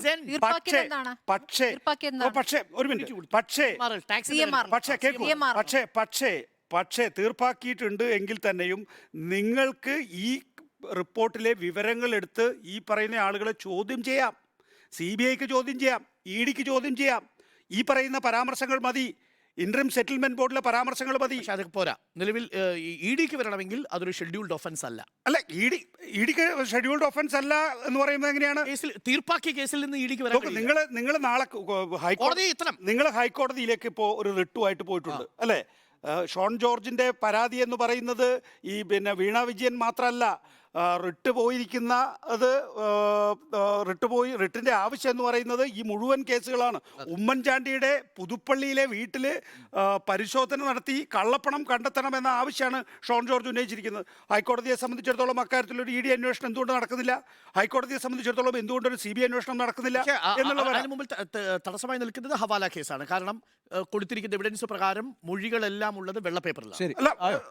അല്ല നോക്കൂ, വെള്ളപ്പേപ്പറിലാണ് എങ്കിൽ തന്നെയും അതിൽ ഇമ്മ്യൂണിറ്റി കൊടുത്തിട്ടുണ്ട് എങ്കിൽ തന്നെയും ഈ പറയുന്ന തെളിവുകൾ വെച്ച് നിങ്ങൾക്ക് ഈ പറയുന്ന ആളുകളെ ചോദ്യം ചെയ്യാൻ സാധിക്കും. അല്ലെങ്കിൽ അക്കാര്യത്തിൽ ഹൈക്കോടതിക്ക് തീരുമാനമെടുക്കാൻ സാധിക്കും. പോട്ടെ, ഞാൻ പ്രാഥമികമായ അത്രേ പറയുന്നു. ഉണ്ണിബാലകൃഷ്ണൻ, ശരി. ഇപ്പം നിങ്ങൾ രണ്ടുപേരും ചോദിച്ചൊരു പ്രധാനപ്പെട്ട ചോദ്യമുണ്ട്. എന്തുകൊണ്ട് CMRലുമായി ബന്ധപ്പെട്ടിട്ടുള്ള അഴിമതി ഒരു വലിയ വാർത്തയാകുന്നില്ല, അതേസമയം വീണ വിജയൻ്റെ വാർത്ത വലിയ രീതിയിൽ മാധ്യമങ്ങൾ എന്തുകൊണ്ട് കൈകാര്യം ചെയ്യുന്നുള്ളൂ? എൻ്റെ ഒരു അഭിപ്രായത്തിൽ നമ്മുടെ ഈ അധികാരവുമായി ബന്ധപ്പെട്ട് നടക്കുന്ന 1 രൂപയുടെ അഴിമതി എന്ന് പറയുന്നത് ഏതെങ്കിലും ഒരു സ്വകാര്യ കമ്പനി നടത്തുന്ന 1000 കോടി രൂപയുടെ അഴിമതിയേക്കാൾ പ്രധാനമാണ്. അധികാരവുമായി ബന്ധപ്പെട്ട് നിങ്ങൾ ഒരു ജനാധിപത്യ പ്രക്രിയയിലൂടെ തിരഞ്ഞെടുക്കപ്പെടുന്ന ഒരു സർക്കാരാണ്. ആ സർക്കാരിന് ജനങ്ങളോടാണ് ഉത്തരവാദിത്വം. അങ്ങനെ ഒരു സർക്കാരിൻ്റെ നേതൃത്വത്തിലിരിക്കുന്ന ഒരാളുമായി ബന്ധപ്പെട്ട് 1 രൂപയുടെ അഴിമതി വന്നാൽ പോലും അത് വളരെ സുപ്രധാനമായ കാര്യമാണ് ഒരു ജനാധിപത്യത്തിൽ.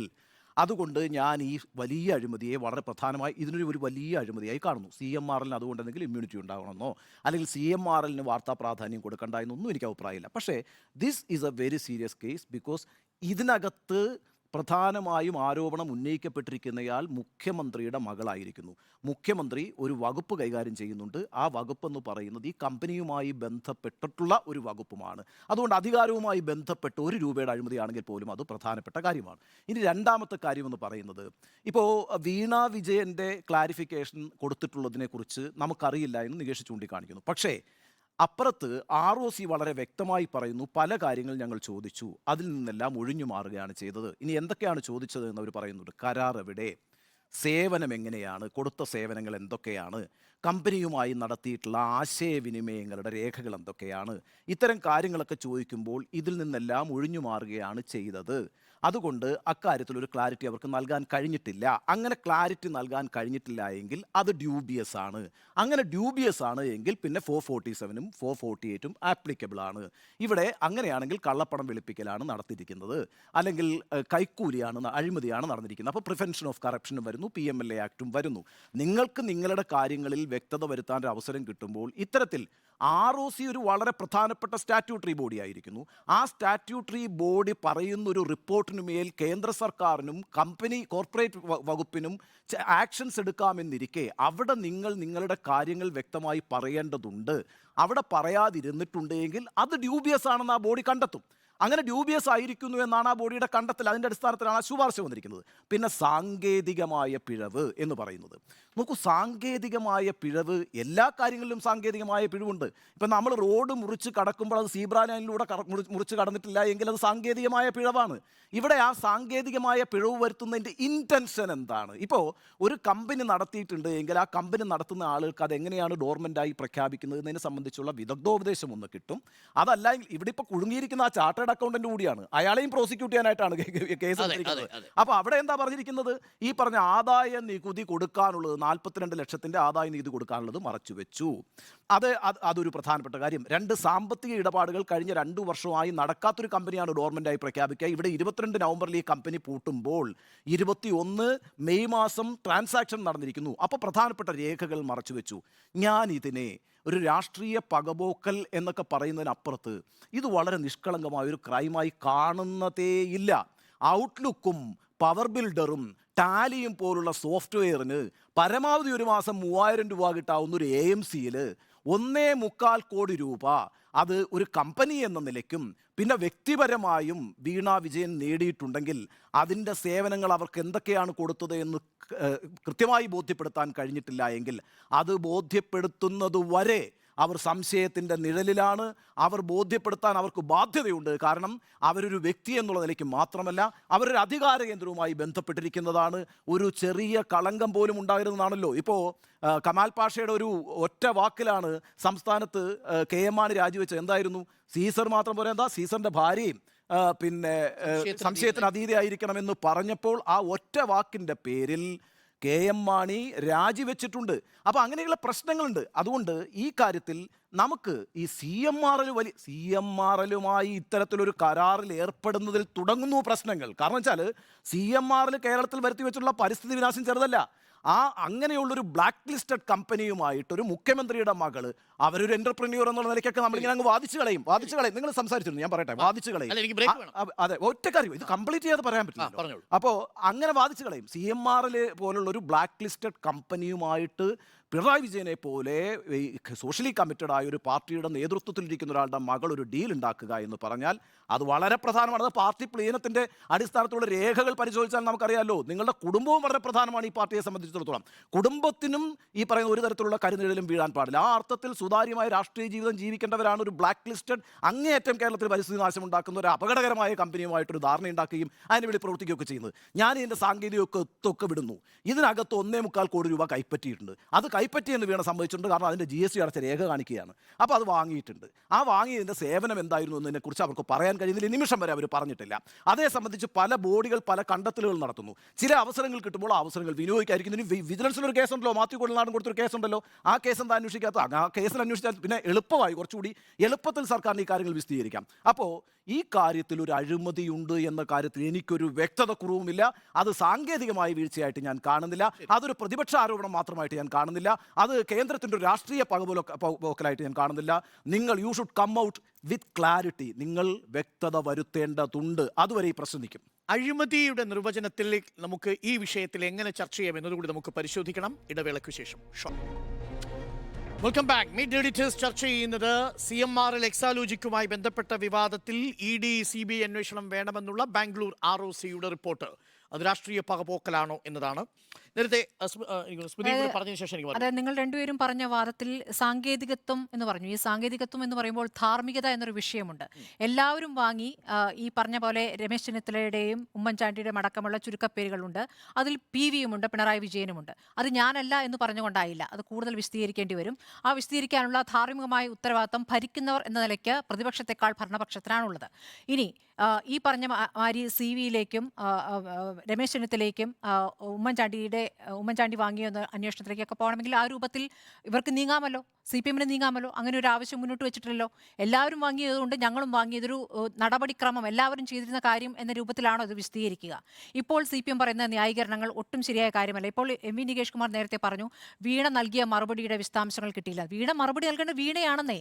ഇത്രയും കാലമായിട്ടൊരു വിശദീകരണം നൽകിയിട്ടുണ്ടോ? എന്തിനാണ് പാർട്ടി വിശദീകരണവുമായി വരുന്നത്? നേരത്തെ കോടിയേരി ബാലകൃഷ്ണന്റെ മകനുമായി ബന്ധപ്പെട്ടൊരു കേസ് വന്നപ്പോൾ എന്താണ് പാർട്ടി എടുത്ത നിലപാട്? അത് ബിനീഷ് കോടിയേരിയുടെ സ്വന്തമായ വിഷയം, ബിനീഷ് മാത്രം വിശദീകരിക്കും, അതിൽ പാർട്ടിക്ക് കാര്യമില്ല എന്ന് പറയുകയും അതിനുശേഷം കോടിയേരി തന്നെ ആരോഗ്യ പ്രശ്നങ്ങൾ കൂടി പറഞ്ഞുകൊണ്ട് മാറി നിൽക്കുകയും ചെയ്തു പാർട്ടി സെക്രട്ടറി സ്ഥാനത്തുനിന്ന്. അപ്പോൾ ബിനീഷ് കോടിയേരിക്ക് ഒരു നീതി, പിണറായി വിജയനെ മകൾക്ക് മറ്റൊരു നീതി എന്നുള്ളത് പാർട്ടി ഇപ്പോൾ എടുക്കുന്ന സമീപനമാണ്. അതുകൂടി പാർട്ടി വിശദീകരിക്കേണ്ടി വരും. നേരത്തെ ഉണ്ണി ബാലകൃഷ്ണൻ പറഞ്ഞതിന്റെ തുടർച്ചയായി ഒരു കമ്പനി അഴിമതി നടത്തിയാൽ അതിനേക്കാൾ പ്രധാനമാണ് 1 രൂപയുടെ അഴിമതി അധികാരസ്ഥാനത്തിരിക്കുന്ന ഒരാളുമായി ബന്ധപ്പെട്ടയാൾ നടത്തുന്നത്. യഥാർത്ഥത്തിൽ അഴിമതിക്ക് ഒരൊറ്റ നിർവചനമേ ഉള്ളൂ. അധികാരത്തിലിരിക്കുന്നവർ അൺഡ്യൂ ഇൻഫ്ലുവൻസ് വഴി മറ്റാർക്കെങ്കിലും ലാഭമുണ്ടാക്കുന്ന തരത്തിൽ പ്രവർത്തിക്കുക എന്നതാണ് അഴിമതിയുടെ നിർവചനം. ആ അഴിമതിയുടെ നിർവചനത്തിൽ പിണറായി വിജയൻ സർക്കാരും ഉമ്മൻചാണ്ടി സർക്കാരും CMRLന് വഴിവിട്ട ഏതു നീക്കമാണ് നടത്തിക്കൊടുത്തിരിക്കുന്നത് എന്നതാണ് വളരെ പ്രധാനപ്പെട്ട ചോദ്യം. കോടതിയിൽ വരുമ്പോഴും നിൽക്കാൻ പോകുന്ന ചോദ്യം അതാണ്, ഏതു നീക്കം. അതുകൊണ്ടാണ് മൂവാറ്റുപുഴയിലെ വിജിലൻസ് കോടതി ഈ കേസ് പ്രാഥമിക ഘട്ടത്തിൽ പരിഗണിച്ചപ്പോൾ ഈ കേസ് നിലനിൽക്കില്ല എന്ന് പറഞ്ഞത്. ഇപ്പോഴും എൻ്റെ കയ്യിലില്ല, ഉണ്ണി ബാലകൃഷ്ണന്റെ കയ്യിലുണ്ടെങ്കിൽ അങ്ങേക്ക് വെളിപ്പെടുത്താം. മുഖ്യമന്ത്രി പിണറായി വിജയൻ CMRLനു വേണ്ടി നടത്തിയിരിക്കുന്ന ഒരു നീക്കം എന്താണ്? ഏതെങ്കിലും ഒരെണ്ണം പറഞ്ഞാൽ മതി.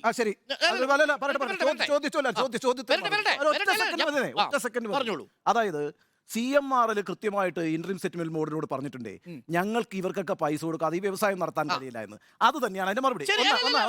രണ്ട്, ഒരു കാര്യം ചെയ്യണമെന്നില്ല, ഒരു കാര്യം ചെയ്യണമെന്നില്ല, നോക്കൂ സർ, തെറ്റിദ്ധരിപ്പിക്കരുത് സർ. നമ്മൾ അഴിമതിയുടെ കേസ് എങ്ങനെയാണ് വാദിക്കുന്നത്? കോടതിയിൽ പോകുമ്പോൾ പൈസ കൊടുത്ത ആൾ പറയുന്നു അത് എൻ്റെ കമ്പനി നടത്തിക്കൊണ്ടു പോകാൻ വേണ്ടി ഞാൻ ഇവർക്ക് പൈസ കൊടുത്തു, എൻ്റെ കമ്പനി നടത്തിക്കൊണ്ടു പോകാൻ മലിനീകരണം അടക്കമുള്ള വിഷയങ്ങളിൽ വരുന്നതിന്. അപ്പോൾ മറുഭാഗം ഉണ്ടാവുമല്ലോ. നിങ്ങൾ പറഞ്ഞതുകൊണ്ട് മാത്രം ആ കേസ് നിൽക്കില്ല. ഏതാണ് ഞാൻ ചെയ്ത വഴിവിട്ട നീക്കം? അതാണ് നമ്മൾ വ്യക്തമാക്കേണ്ടത്. ഇത് ആര് വഴിവിട്ട നീക്കം നടത്തിയിരിക്കുന്നു? പിണറായി വിജയൻ മാത്രമല്ല. അങ്ങ് നേരത്തെ പറഞ്ഞല്ലോ, അധികാര സ്ഥാനത്തിൽ ഇരിക്കുന്നവർ വാങ്ങുമ്പോൾ അല്ലെങ്കിൽ അവർ അഴിമതിയിൽ പെടുമ്പോഴാണ് പിന്നെ ഉമ്മൻചാണ്ടി രാജീവ് ഗാന്ധി പോകുന്ന ഉമ്മൻചാണ്ടി അധികാരത്തിലുള്ള ആളല്ലേ? ഒരു MLA അധികാരത്തിലുള്ള ആളല്ലേ? രമേശ് ചെന്നിത്തല അധികാരത്തിലുള്ള ആളല്ലേ? കുഞ്ഞാലിക്കുട്ടി അധികാരത്തിലുള്ള ആളല്ലേ? ഇബ്രാഹിം കുഞ്ഞ് അധികാരത്തിൽ നമ്മളത് പറയണം സാർ. അപ്പൊ ചോദ്യം എന്താണ്?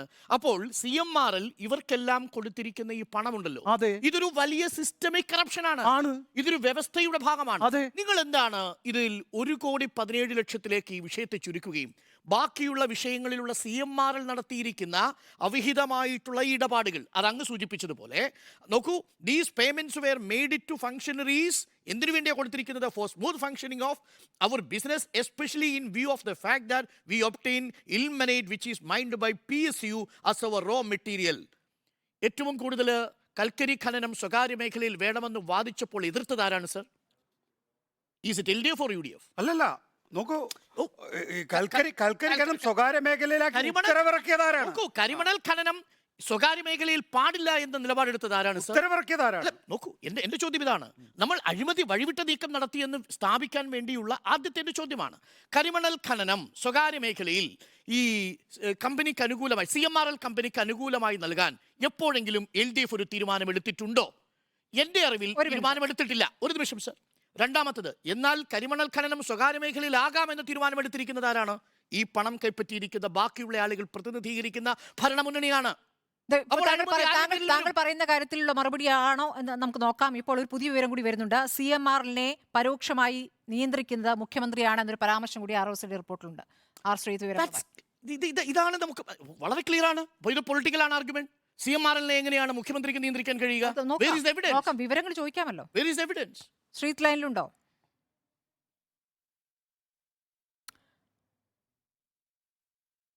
ശ്രീജിത്ത് കേൾക്കാമോ?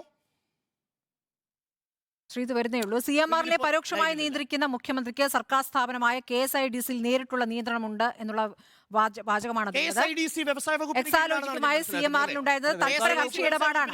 13.4% KSIDCക്ക് ആ ശ്രീജിത്ത് ഈ ROCയുടെ ബാംഗ്ലൂർ ROCയുടെ റിപ്പോർട്ടിലാണോ ഇങ്ങനെ നമ്മൾക്ക് കിട്ടിയിരിക്കുന്ന കടലാസിലതില്ല, ഈ റിപ്പോർട്ടിലാണോ മുഖ്യമന്ത്രി CMRലിനെ പരോക്ഷമായി നിയന്ത്രിക്കുന്നുവെന്ന അത്യന്തം ഗുരുതരമായ ആരോപണമുള്ളത്?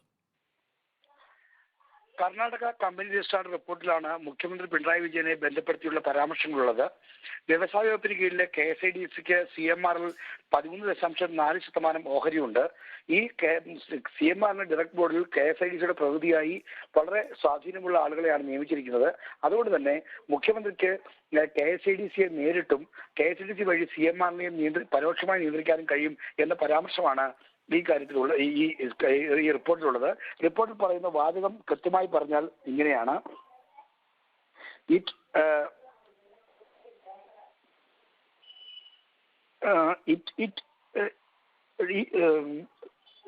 Chief Minister of Kerala who directly exercise control over KSIDC and indirectly over CMR എന്നാണ് ഈ റിപ്പോർട്ടിലെ വാചകത്തിൽ പറയുന്നത്. അതായത് CMRൽ 13.4% ഓഹരിയുള്ള KSIDCയിൽ മുഖ്യമന്ത്രിയുടെ കീഴിലുള്ള സ്ഥാപനമാണ്, സർക്കാരിന്റെ കീഴിലുള്ള സ്ഥാപനമാണ്. അവിടെ നേരിട്ട് സ്വാധീനം ചെലുത്താൻ കഴിയും. അതുവഴി ഓഹരി പങ്കാളിത്തമുള്ള CMRൽ പരോക്ഷമായി സ്വാധീനം ചെലുത്താൻ കഴിയുമെന്ന പരാമർശമാണ് ഉള്ളത്. അതുകൊണ്ട് തന്നെ ഈ രണ്ട് CMRലും എക്സാലോജിക്കും തമ്മിൽ നടന്ന ഇടപാട് റിലേറ്റഡ് കക്ഷികൾ, അതായത് തൽപര കക്ഷികൾ തമ്മിലുള്ള ഒരു ഇടപാടായിട്ടുള്ള എന്ന അസംഷനിലാണ് കമ്പനി രജിസ്ട്രാർ എത്തി നിൽക്കുന്നത്. എന്നാൽ വീണ വിജയൻ കമ്പനി രജിസ്ട്രാർക്ക് നൽകിയ മൊഴിയിൽ ഇത് നിഷേധിച്ചിട്ടുണ്ട്. തൽപര കക്ഷികൾ തമ്മിലുള്ള ഇടപാടല്ല. വീണ വിജയന്റെ ഈ CMRന്റെ ഡയറക്ട് ബോർഡ് അല്ലെങ്കിൽ KSIDCയോ തന്റെ അച്ഛനെ റിപ്പോർട്ട് ചെയ്യുന്ന വകുപ്പിലല്ല. മാത്രമല്ല ഈ നിയന്ത്രിക്കുന്നത് മുഖ്യമന്ത്രിയുമല്ല എന്ന് തുടങ്ങിയ കാര്യങ്ങളാണ് വീണ ചൂണ്ടിക്കാണിച്ചത്. നമ്മൾ മനസ്സിലാക്കിയതനുസരിച്ച് KSIDC വ്യവസായ വകുപ്പിന് കീഴിലാണ് പ്രവർത്തിക്കുന്നത്, നേരിട്ട് മുഖ്യമന്ത്രിയല്ല ആ പോർട്ട്ഫോളിയോ നിയന്ത്രിക്കുന്നത്. അത് നോക്കൂ, മുഖ്യമന്ത്രി എന്നുള്ള നിലയിൽ KSIDCയിൽ മുഖ്യമന്ത്രിക്ക് സ്വാധീനമുണ്ട്. KSIDCക്ക് 13.4% ഉള്ളതുകൊണ്ട് അങ്ങനെയാണ് റിപ്പോർട്ട്. അത് നേരത്തെ ശ്രീജിത്ത് വായിച്ച സാധനം എന്ന് പറയുന്നത് ഇതാണ്. അപ്പൊ അങ്ങനെയാണെങ്കിൽ ഇത് രാഷ്ട്രീയമായാണ് ഈ റിപ്പോർട്ട് തയ്യാറാക്കിയിരിക്കുന്നതിന് ഇതിനേക്കാൾ നല്ല തെളിവ് ക്ലിയർ ആണ്. ആ ഒറ്റ ആർഗ്യുമെന്റിൽ ഇതെങ്ങനെയാണ് മുഖ്യമന്ത്രി നിങ്ങൾക്ക് KSIDC മുഖ്യമന്ത്രി ശ്രീജിത്ത് പറഞ്ഞോളൂ കേൾക്കാം. അരുൺ, അത്തരം ഒരു അസംഷൻ വസ്തുതാപരമായി ശരിയല്ല. കാരണം മുഖ്യമന്ത്രിയുടെ നേരിട്ടുള്ള കീഴിലല്ല വ്യവസായ വകുപ്പെങ്കിലും ഈ കൗൺസിൽ ഓഫ് മിനിസ്റ്റേഴ്സിന്റെ തലവനാണ് മുഖ്യമന്ത്രി. എല്ലാ വകുപ്പുകളും മുഖ്യമന്ത്രിക്ക് താഴെയാണ്. അതാണ് ക്യാബിനറ്റ് സമ്പ്രദായം. നേരിട്ട് എക്സിക്യൂട്ടീവിന് കീഴിലായിരിക്കുമല്ലോ. അല്ല, അത് കറക്റ്റ് ആണ്. ഒരു സർക്കാരിന്റെ ഏറ്റവും പ്രധാനപ്പെട്ട ആളെന്ന് പറയുന്നത് മുഖ്യമന്ത്രിയാണ്. മുഖ്യമന്ത്രിക്ക് എല്ലാ വകുപ്പുകളിലും സംസ്ഥാന ഭരണത്തെ നിയന്ത്രിക്കുന്നത് മുഖ്യമന്ത്രിയാണ്. മുഖ്യമന്ത്രിയുടെ കീഴിലാണ് വ്യവസായ വകുപ്പും വരുന്നത്. വ്യവസായ വകുപ്പിലെ ഒരു പൊതുമേഖലാ സ്ഥാപനമാണ് KSIDC. KSIDCക്ക് 13.4% ഷെയർ CMRലുണ്ട്. പരോക്ഷ നിയന്ത്രണമുണ്ട് എന്നുള്ളതാണ്. നോക്കൂ, എനിക്ക് നേരത്തെ ഇവിടെ ചൂണ്ടിക്കാണിച്ചതിൽ വളരെ ചുരുങ്ങിയ കാര്യങ്ങൾ മാത്രമേ വിശദീകരിക്കാനുള്ളൂ. ഒന്ന്, ഇത് കരിമ്പട്ടികയിൽപ്പെട്ട കമ്പനിയാണെന്ന് ആര് പറഞ്ഞു? അതൊരു ബ്ലാക്ക് ലിസ്റ്റ് എടുത്തേണ്ടതാണ് എന്നാണ് എന്റെ അഭിപ്രായം. കേരളത്തിൽ ഒരു പരിസ്ഥിതി നാശം ഉണ്ടാക്കിക്കൊണ്ടിരിക്കുന്ന ഒരു കമ്പനിയെ ഞാൻ കാണുന്നത് കേരളത്തിന് അങ്ങേയറ്റം അപകടകരമായ ഒരു കമ്പനി. വിശദീകരിച്ചതുണ്ട് ഇങ്ങനെയാണ്. അതായത് കരിമ്പട്ടികയിൽ പെടുത്തിയ ഒരു കമ്പനിയുടെ ഇടപാടുമായിട്ട് മുഖ്യമന്ത്രിയുടെ മകൾ എങ്ങനെ അത് അങ്ങനെയാണെങ്കിൽ തെറ്റാണ്. ഞാൻ പറയുന്നത് കേരളത്തിന്റെ പരിസ്ഥിതി വിനാശം ഉണ്ടാക്കിക്കൊണ്ടിരിക്കുന്ന അങ്ങേയറ്റം അപകടകരമായ പറയാൻ കാരണം എന്താ വെച്ചാൽ ഇത് കരിമ്പട്ടികയിൽ പെടുത്തണമെന്ന ആവശ്യം VS അച്യുതാനന്ദൻ തന്നെ ഇത് ഉന്നയിച്ചിട്ടുണ്ട്. പ്രത്യേകിച്ച് ഈ പറയുന്ന PK കുഞ്ഞാലിക്കുട്ടിയുടെ ഇബ്രാഹിം കുഞ്ഞിന്റെ നേതൃത്വത്തിൽ ആ ഘട്ടത്തിൽ കരിമണ്ണ ഖനനം സ്വകാര്യ മേഖലയ്ക്ക് കൈമാറണം. അത് മാത്രമല്ല, അവിടെ വലിയ സമരങ്ങൾ VM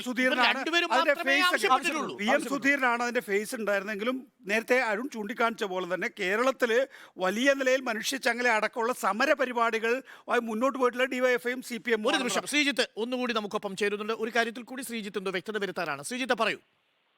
അരുൺ, ഈ കാര്യത്തിൽ ഈ റിപ്പോർട്ടിൽ ചൂണ്ടിക്കാണിക്കുന്ന കാരണം വീണ വിജയനും എക്സാലോജിക്കും പറയുന്നത് തൽപര കക്ഷികളും തമ്മിലുള്ള ഇടപാടല്ല എന്ന് പറയുന്നു. അതിന് മറുപടി എന്ന നിലയിൽ അസംഷനാണ് ഈ കമ്പനി രജിസ്ട്രാർ രേഖപ്പെടുത്തുന്നത്. ഈ പറയുന്ന വാചകം ഇതാണ്: it would be incorrect to access that the reasoning that the family members of the noticee being and the company and its director Miss Veena Thaikandiyil has no say in the matters concerning Kerala State Industrial Development Corporation and by extension CMRL.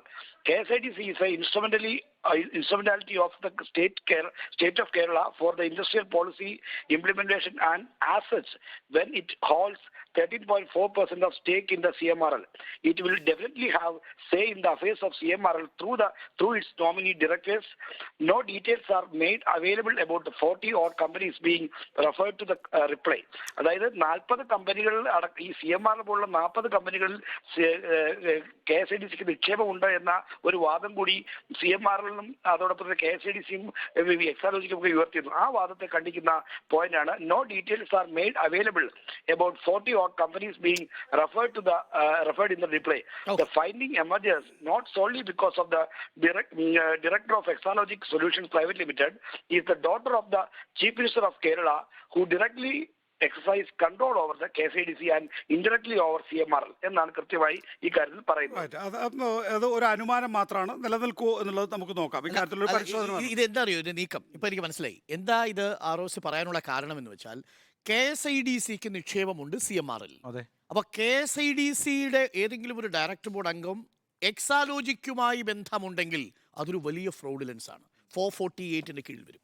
എന്ന് പറഞ്ഞാൽ CMRLന് പണം കിട്ടിയിരിക്കുന്നത് KSIDCയുടെ കൂടി നിയന്ത്രണമുള്ള ഒരാളുടെ താല്പര്യത്തിലാണ് എന്ന് വരുന്ന പക്ഷം അവിടെയാണ് KSIDCയുടെ തലപ്പത്തേക്ക് മുഖ്യമന്ത്രിയെ കൊണ്ടുവരുന്നത്. അപ്പോൾ മുഖ്യമന്ത്രിയുടെ താല്പര്യപ്രകാരമാണ് എക്സാലോജിക്കിന് പണം കൈമാറിയിരിക്കുന്നത് എന്നത് കമ്പനി നിയമത്തിന്റെ പരിധിയിൽ ഒരു വലിയ ഫ്രോഡുലൻസ് ആണ്, റോങ്ഫുൾ ഗെയിൻ ആണ്. 448 പ്രകാരം അത് നിൽക്കുമോ എന്നാണ് നോക്കേണ്ടത്. ശരി, ഇവിടെ നോക്കൂ. ഇവിടെ മുഖ്യമന്ത്രിയുടെ കാര്യത്തിനകത്ത് അല്ലെങ്കിൽ മുഖ്യമന്ത്രിയുടെ മകളുടെ കാര്യത്തിനകത്ത് ഈ പറയുന്ന ദക്ഷിണേന്ത്യയിലെ ഏറ്റവും ഉയർന്ന ROCമാരാണ് അന്വേഷിക്കുന്നത്. അതാണല്ലോ കമ്പനികാര്യ മന്ത്രാലയം തീരുമാനിച്ചിരിക്കുന്നത്. അതിനകത്ത് ഏതൊക്കെ വയലേഷനാണ് ഉണ്ടായിട്ടുള്ളത് എന്നുള്ളത് നമ്മൾ നേരത്തെ വായിച്ചിട്ടുള്ളതാണ്, ഏതൊക്കെ വകുപ്പുകളിലാണ് വയലേഷൻ ഉണ്ടായിട്ടുള്ളത് എന്നുള്ളത്. ഇവിടെ നേരത്തെ അരുൺ ചൂണ്ടിക്കാണിച്ച പോലെ തന്നെ ഈ കേരളത്തിൽ ഈ CMRL എന്ന് പറയുന്ന കമ്പനിക്ക് കരിമണൽ ഖനനം നടത്താൻ അനുമതി നൽകണം എന്ന് ആവശ്യപ്പെട്ടത് PK കുഞ്ഞാലിക്കുട്ടി, ഇബ്രാഹിം കുഞ്ഞ് എന്നീ മന്ത്രിമാരാണ്. മന്ത്രിമാർ അന്ന് ആൻ്റണി ആയിരുന്നു സർക്കാർ എന്ന് പറയുന്നത്. അപ്പോൾ അവരാണ് MLA ആയിരിക്കുമ്പം ഈ പറയുന്ന CMRL 17 കോടി രൂപ അവരടക്കമുള്ള രാഷ്ട്രീയക്കാർക്ക് നൽകിയതായി ചുരുക്കെഴുത്തിലുള്ളത്. ഇവരാണ് ഈ ചുരുക്കെഴുത്തുകാർ എന്ന് അവരുടെ പേരും പറഞ്ഞിട്ടുണ്ട്. ഇവരത് കൃത്യമായി പൊതുമധ്യത്തിലും പറഞ്ഞിട്ടുണ്ട്, അതെ ഞങ്ങൾ അവിടെ നിന്ന് പണം വാങ്ങിയിട്ടുണ്ട് എന്ന്. അവിടെയാണ് വലിയൊരു എമൗണ്ടിൻ്റെ കാര്യത്തിനകത്ത്, അതും ഈ പരിസ്ഥിതി ദോഷമുണ്ടാക്കുന്ന കമ്പനി എന്നുള്ള നിലയിൽ ഞങ്ങൾക്കിവിടെ കഴിഞ്ഞുകൂടാൻ ഈ രാഷ്ട്രീയക്കാരുടെ പിന്തുണ ഉണ്ടായാലേ പറ്റൂ എന്ന് കൃത്യമായി കൺസീഡ് ചെയ്തിരിക്കുന്നു കമ്പനി. ഞങ്ങൾ വാങ്ങിയതായി അംഗീകരിച്ചിരിക്കുന്നു ഈ പറയുന്ന രാഷ്ട്രീയ നേതാക്കൾ. അവിടെയാണ് അന്വേഷണം വളരെ പ്രാധാന്യമർഹിക്കുന്നത്. മറ്റത് നോക്കൂ, ഇപ്പോൾ വീണ തൈക്കണ്ടിയിൽ എന്ന് പറയുന്ന ആളുടെ കമ്പനിയുമായി ബന്ധപ്പെട്ട് എങ്ങനെയാണ് CMRL സേവനം നേടിയിരിക്കുന്നത് എന്നുള്ളതാണല്ലോ. ഒരു കോർപ്പറേറ്റ് അഫയേഴ്സിനെ സംബന്ധിച്ചിടത്തോളം ഈ ROCമാരുടെ പരിശോധനയിൽ എന്താ ചെയ്യാൻ സാധിക്കുക? നിയമപരമാണോ എന്നുള്ളതാണ്. ഞാൻ ഉണ്ണി ബാലകൃഷ്ണൻ എന്ത് സേവനം നൽകി എന്ന് എങ്ങനെയാണ് കോർപ്പറേറ്റ് അഫയേഴ്സ് ROCമാരെ കൊണ്ടുള്ള അന്വേഷണത്തിൽ തെളിയിക്കാൻ പോകുന്നത്? പറ്റും. എങ്ങനെ? ഇപ്പോൾ 188 പ്രകാരം അത് ഒരു ഡയറക്ടർ ബോർഡ് മെമ്പറായി ഞാൻ പരാതിപ്പെടുന്നു. ഇത് ഡയറക്ടർ ബോർഡിന്റെ പരാതിയില്ല. അതാണ് ദാറ്റ്സ് ദ പോയിന്റ്. അതാണ് 188 നിൽക്കില്ല എന്ന് ഞാൻ പറഞ്ഞത്. നമ്മൾ ഈ ചർച്ച അവസാനിപ്പിക്കേണ്ട സമയമായെന്ന് തോന്നുന്നു. 10 മണിയാവുന്നു. അല്ല, ഉണ്ണിക്കെന്തോ അവസാനം പറയാൻ അല്ല, ഇതിൽ ഏറ്റവും പ്രധാനപ്പെട്ട കാര്യം ഇതിൽ ഈ അന്വേഷണം ഇതൊരു വ്യവസ്ഥയുടെ അന്വേഷണം. ഒരു ഒറ്റ വരി കൂടി ഞാൻ കൂട്ടിച്ചേർത്തോട്ടെ. ഇത് നേരിട്ട് ഗവൺമെന്റിന്റെ ഭാഗത്ത് നിന്ന് കൺസെഷൻ ലഭിച്ചിട്ടുണ്ടാവാം. അതിനേക്കാൾ അപ്പുറമൊന്നുണ്ട്. ഞാനതാണ് പറഞ്ഞത്, വ്യവസ്ഥയുടെ അഴിമതി ഉണ്ട് എന്ന് പറഞ്ഞത്. നിശബ്ദമായിരിക്കാൻ കൊടുത്ത പണമാണ് എന്നാണ് ഞാൻ കരുതുന്നത്. സമരം ചെയ്യാതിരിക്കാൻ ചൂണ്ടിക്കാണിക്കാതിരിക്കാൻ മാധ്യമങ്ങൾക്ക് കൊടുത്ത പണമുണ്ട്. അരുണെ, ഞാൻ ഇതിനകത്തൊന്നും വിശദീകരിക്കാതിരിക്കുന്നത് എന്നെ സംബന്ധിച്ചിടത്തോളം എൻ്റെ ബോധ്യങ്ങളാണ് ഞാൻ പറഞ്ഞത്. ആ ബോധ്യങ്ങൾ കൂടുതൽ കൺവിൻസിങ് ആകുന്ന കാര്യങ്ങളാണ് ഇപ്പോൾ വന്നിരിക്കുന്നത്. എനിക്ക് അക്കാര്യത്തിനകത്ത് അരുൺ പറയുന്ന ഈ സാങ്കേതികമായ പിഴവിൻ്റെ അതിനകത്തൊരു കൺഫ്യൂഷനും ഇല്ല. അത് നിഷ്കളങ്കമാണെന്ന് ഞാൻ വിചാരിക്കുന്നില്ല. പിന്നെ നികേഷ് പറഞ്ഞതിനോട് എനിക്ക് ഒരു വിയോജിപ്പുമില്ല. അത് വലിയ രീതിയിലുള്ള അഴിമതിയാണ് ഈ മറ്റു രാഷ്ട്രീയക്കാരുമായി ബന്ധപ്പെട്ട്. അത് ഞാൻ പൂർണ്ണമായും അംഗീകരിക്കുന്നു. അതേപോലെ പ്രധാനമാണ് അധികാരവുമായി ബന്ധപ്പെട്ട് നിൽക്കുന്ന അഴിമതി. അതിനകത്ത് താങ്കൾ പറഞ്ഞൊരു വാദമുണ്ട്. അന്ന് PK കുഞ്ഞാലിക്കുട്ടിയും ഇബ്രാഹിം കുഞ്ഞും ഒക്കെ വ്യവസായ അധികാരത്തിന്റെ വകുപ്പാണ് ഭാഗമായി. കൈകാര്യം ചെയ്തത്. പക്ഷേ അല്ല, PK അത് കുഞ്ഞാലിക്കുട്ടി എന്ന് വ്യവസായ വകുപ്പാണ്. ഇബ്രാഹിം അപ്പോഴും ഇബ്രാഹിം കുഞ്ഞ് അല്ല, വ്യവസായ വകുപ്പാണ്. അപ്പോഴും ഇപ്പുറത്തും ആ പണം കിട്ടുന്നത് ഈ പറഞ്ഞ അവിടെ നമ്മളത് കെട്ടിയിട്ടുണ്ട്. ഇനി ഇവിടുന്ന് ഒരു പ്രതിസന്ധി ഉണ്ടാവരുത്. ആ അത് അർത്ഥത്തിലാണ്. എല്ലായിടത്തും അന്വേഷിക്കട്ടെ. എല്ലാതും അന്വേഷിച്ചോട്ടെ, എല്ലായിടത്തും എല്ലാം അന്വേഷിച്ചോട്ടെ, അതിനകത്തൊരു തർക്കവുമില്ല. അപ്പോൾ പകപോക്കലോ എന്ന ചോദ്യത്തിന് യെസ് എന്ന് 2, നോ എന്ന് 2. നോ എന്ന് പറഞ്ഞാൽ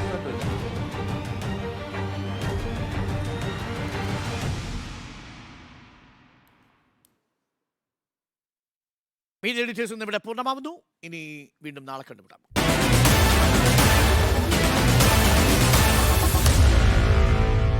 Meet the editors.